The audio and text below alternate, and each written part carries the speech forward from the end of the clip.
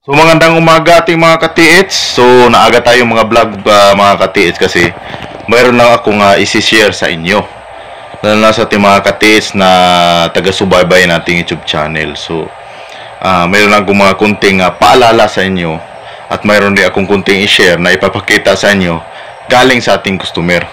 So ito'y galing sa ating customer, hindi po to galing sa atin. Ito po galing sa ating mga customer. So magbigay paalala lang talaga sa lahat, lalo na sa mga positive area. So kailangan natin talaga ay mag-ingat, matyag at dapat disiplinado yung kasama mo. Yung pinaka-importante talaga dyan. Kahit anong ilang taon pa kayo nagsama dyan, darating talaga ang araw ay talagang titirahin kayo tatalikod. So, shout out muna natin yung customer dyan from Nueva Ecija, Nueva Vizcaya, Camarines Sur, Camarines Norte sa ating mga ka-TH. So, Maynila, Baguio, sa mga TH natin dyan from Baguio. So, parang wala na tayong balita sa ating mga ka-TH dyan. Southern Leyte sa ating mga ka-TH dyan, lalo dyan Samar, Malitbog, Masin, Ormoc. So, marami tayong mga ka-TH dyan. Alam mo sa Leyte, dating tinirahan ko, marami pa dyan, hindi pa masyadong nagalaw talaga kasi hindi marami yan ang mga treasure hunter dyan sa Southern Leyte at bihira lang yung talagang nakakaalam. Sobrang nakahirap lang dyan sa Southern Leyte kasi siga talaga mga government dyan. So pag nalalaman talaga nila, hindi tulad dito sa Mindanao na pwede ka makaakyat sa bundok, walang mata nakatingin sa iyo, yung mga tingin lang yung mga marites lang. Pero yung dyan sa Leyte talaga mahirap. Yung dating tinirhan namin dyan, napakahirap talaga kasi pag nahuli ka sa bundok ay talagang ibabaon ka talaga sa lupa. So mahirap. So shout out natin customer dyan from Bohol, Cebu, Palawan, Capiz, Camotes Island, sa ating mga ka-TH dyan, shout out. So tag-ulan naman ka-TH, so mahirapan tayo magkukay. Pero mayroon naman talagang area na hindi umuulan, di ba? So umuulan na ngayon kasi bumagyo. So Mindanao naman tayo, di ba? Cagayan, Butuan, Agusan del Sur, Surigao del Sur, Mati, Davao, Tagum, Sarangani, Jinsan, Cotabato, sa Lanao del Norte at Lanao del Sur, at Samal Island, Tawi-Tawi sa ating mga ka-TH. So mga ka-TH, ito yung napaka-importante talaga sa malaman nyo, lalo na sa mga mahilig talaga sa treasure hunter. Ito, maging aral at mga leksyon. Ito, ilang beses na to nangyari ilang beses na talaga to. Ito yung napaka-positive. Mabigay ko talaga 120% po ito na mayroong laman na isi-share ko sa inyo. So una nating banggitin ay si Sir Alex. So kawawa po talaga si Sir Alex kasi ganoon naman talaga ang bilang treasure hunter. Mayroon talagang taong di pa talaga mapagtiwalaan. Sa ating mga grupo yan, alam mo, sa wala pa yan, ang daming daldal niyan. Sa wala pa. Pag mayroon na talaga yan, dyan nagkaroon ng masamang pag-iisip sa ibang kasamahan natin. So sa laktod na pagkasulti sa Bisaya, yung mga kasamahan natin, dapat bantayan nyo. Bantayan nyo talaga. So, i-post natin yung message ni Sir Alex. So, yun po ang message ni Sir Alex. Sabi ni Sir Alex, ay gamit na ang ating Tesla. Ito, Sir Alex, di ko banggitin isang lugar to. Ito yung mga ari ng lupa. Bugok to kayong tagiya si luta ba? Bugok ka ito. Pero kung nakuha niyan kung nadyo to'y sulod, swerte kay siya. Pero kung kuhaan lang to, pangligaw lang niya nakuha, umalas siya. So, di ko isulti, di ko sabihin kung saan pa talaga ang direksyon. Kung talaga hindi pa siya nakuha ang deposito, kung hindi talaga walang laman yun, di ko sasabihin. Kung alam ko nanood ka sa video na to, yung may-ari ng lupa, kung nanood ka man, di ko sasabihin kung anong direksyon. So yung item kasi na sila si Sir Alex, naghukay po sila sa ilalim ng bonsai ng kahoy. So na-detect po ng Tesla. So ito si Sir Alex, alam ko mautak to si Sir Alex. Marunong tong gumamit talaga kasi ginagamitan daw niya ng carbon. Kasi yung carbon daw, ay ngayon ko ba nalaman, mayroon daw content ito sa alkitran. So dinitik daw niya ng carbon. So bago niya dinitik ng 24 gold carat. So talagang natamaan nila, yung box talaga natamaan nila. So 7 feet ang fix ng hukay nila at 16 inches yung nakita yung box na napaka bigat daw yung box. Hindi niya kayang buhatin. Napakabigat daw talaga. So tansya-tansya lang niya, napakabigat kasi hindi niya kayang buhatin talaga. So hindi naman gaano kalaki pero mabigat daw yung concrete box. So ganito nangyari mga katiits. So nung umpisa nila si Roma, abutan sila ng gabi ay pinento nila. So pinento nung pinag-usapan nilang may-ari. Siguro babalikan siguro nila bukas. So siguro diyan lang sila natulog sa bars o ganyan. So di nila alam, pinatis pala ni Sir yung cement. Pinatis niya, pinatingnan sa marunong kumilatis ng box. So pagbalik niya, kamagahan, yung may-ari ng lupa ay sa Bisaya, pag ikadlaw niya, gikamang niya ang box. Gikamang niya ang box, gibasag niya sa ilawom. So ibig sabihin, doon lang sila sa barracks talaga. So binasag niya yung box. At pag dating ng mga kasamahan nila, sabi ng may-ari daw, ay walang laman. So walang laman daw. So 16 inches ang laki ng box. So napakabigat buhatin. Siguro anong pinag-usapan niya, di ko alam bakit di nila inangat. Baka nagkaroon ng mga ganyan usapan. Hindi wala naman tayo sa aktual. Pero ito yung karanasan ni Sir. So nung binalik sila doon, bumalik na sila, binasag daw ng may-ari sa kadlawon. So madaling araw, binasag niya ng may-ari. So hindi na sila pinapasok. So pagdating nila doon, hindi na sila pinapasok. So nalalaman nila kasi ito baka pinatitingnan nila yung butas nila. So pinilit siguro nila na tingnan yung butas. So pagtingin nila basag na yung box doon. So hindi na sila pinapasok ulit doon sa may-ari ng lupa. Yun talaga yung karamihan talaga ng mga may-ari ng lupa. Di talaga pagtiwalaan. Alam mo sa mga ganyan kasing klase. Bihira lang yung taong talagang tapat sa mga kasamahan. Bihira lang talaga. Basta pagkadating ng box o item, di na yan makatulog. Talagang gusto talaga susuluhin yan.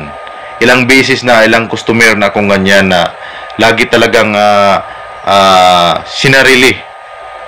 Talagang hindi ka na sinali. Hindi naman niya nakuha kung di talaga dahil sa nag-detect yan. So, nakakainis kasi isipin kasi swerte na sana. Swerte na talaga yun. Pero kung halimbawa, sir, ganito na kung walang laman yun, kasi sabi daw ng may-ari, wala daw laman. Pero bakit di sila pinapasok? So, kung walang laman yun, sir, maliit na tansya, sir, na malapit na kayo dun sa deposito. Yung talagang box na box talaga. Kung talagang walang laman yun. Pero kung may laman, wala na tayong mapapala dyan. So, wala na tayong mapapala pag ganyang sistema. So, tandaan mo lagi na yung mga kasamahan dapat kilatisin natin. Kilatisin talaga natin. Hindi yung kilala mo lang at pasampahin natin. Hindi mo alam yung mga isip niyan. Talagang napakahirap. So, swerte na sana si Sir Alex, pero ganun talaga nangyari. Sinulot talaga na may-ari ng lupa. Siyempre, siya may-ari ng lupa, di ba? So, siya di kusog diha. Sa Bisaya, siya di kusog. So, yung ikarang imong mga grupo, na dili mo tag-iyasyuta, nagdepende gina si muha. Kaya ikaw may tag-iyasyuta. Kung may kagbukon din ako, kaya ako maning yuta. So, wadyo kayo mahimo. So, muna yung lisod. Lisod gina kayo. So, mga katiis, kung nga na mangani, kung mayroon yung maditik, kung walang may-ari, nakawin nyo lang. Nakawin nyo. Mga ganyan, nakawin nyo na. Ganun pa alam ng may-ari. So, isipin mo rin yung kasamaan mo at dapat makilatis mo yung mga ugali niyan. Kilatisin nyo talaga. Kasi mababago talaga yan pagdating sa item. Kahit sabihin pa, di ako ganyan, pre. Di ako anak, di mo ko anak. sus, nga namang ingana. Pero pag abot sa item, pustahan pa ta. Manang di ko ganahan mga inganang tao. Di ko ganahan mo nang uban na yung atuta sa area. Boss, atuta sa area. Di ko ganahan nga. Ngano? Ang mga batasan mong good ana pag mag-abot ng item, utro na. Mga pa sa mga istorya sa mga bugoy sa mga kanto. Pag ikaw daw makauban ka ang mga bayot, mulubad jud kuno ka. So ingana na. Pag abot sa item, mautro ginangunahuna. So amping yun sir, amping. So mo na imong experience yung bilang tresurante. Sayang sir. So ang gamit pala ni sir is Tesla. So Tesla ang ginamit ni sir. So next natin, ito positive talaga to. Napaka-positive din. Magbigay ko talaga na 120% na mayroong laman. So naging problema din kasi siguro di natin alam, baka sobrang sabi-sabi ni sir o sobrang excited o sa mga kasamahan niya ay napagsabit talaga niya. So ito po yung message niya. So yan po ang bayoneta na gamay sa Bisaya pa, nakuha na sa 30 feet. So kana naka-positive gyud na kaayo, positive gyud na kaayo kay nakoy customer ana na nakakuha pud sa 70 feet pod, 70 feet tong iya. Hantod karon wa jud ko kabalo kung asa na siya gibutas Ginoo. Imposible man gyud na nganong nama naman ang butanga sa ina nakalalom. Katungang sir sa una to na vlog na ako, naalala nyo yung vlog ko na mayroong bayoneta din nakuha. 70 feet yun, di ba?